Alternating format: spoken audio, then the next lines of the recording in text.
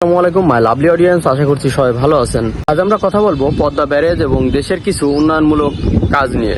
তো চলুন শুরু করা যাক। বাংলাদেশে পদ্মা ব্যারেজ প্রকল্পটির অনুমোদন দিয়েছে সরকার। পদ্মা ব্যারেজ প্রকল্পটির অনুমোদন দেওয়ার জন্য সরকারকে অসংখ্য ধন্যবাদ। প্রকল্পটির নির্মাণ ব্যয় ধরা হয়েছে 35,000 কোটি টাকা। এই পদ্মা ব্যারেজ প্রকল্পটির মাধ্যমে পানি মজুত রাখা যাবে 2900 মিলিয়ন ঘনমিটার করে। উপকূলবর্তী এলাকার লবণাক্ততা দূর হবে এবং সুন্দরবন রক্ষা হবে। শুষ্ক মৌসুমে কৃষকরা পর্যাপ্ত পানি পাবে এবং তাদের ফসল উৎপাদন করতে পারবে। 18টি সুইচ গেট এবং আপনার রেল যোগাযোগের ব্যবস্থা থাকবে করে বিনা জ্বালানিতে 113 মেগাওয়াট বিদ্যুৎ উৎপন্ন হবে। সরকার জলাবদ্ধতা দূরীকরণেও কাজ করে যাচ্ছে। Recently Pakistan JF-17 fighter jet বাংলাদেশকে হস্তান্তর করেছে, যা বাংলাদেশ প্রতিরক্ষায় এক মাইল ফলক তৈরি করেছে। বাংলাদেশে কিছু উন্নয়নমূলক কাজ আমাদের চোখে পড়েছে।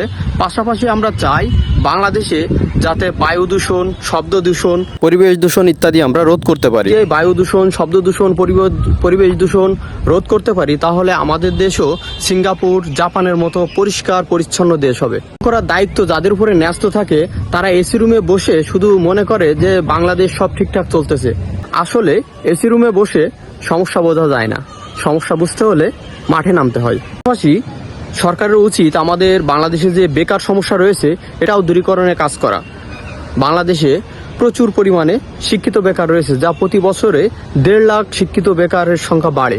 2024 সালের পরিসংখ্যান অনুযায়ী বাংলাদেশে বেকারের সংখ্যা ছিল 27 লাখ।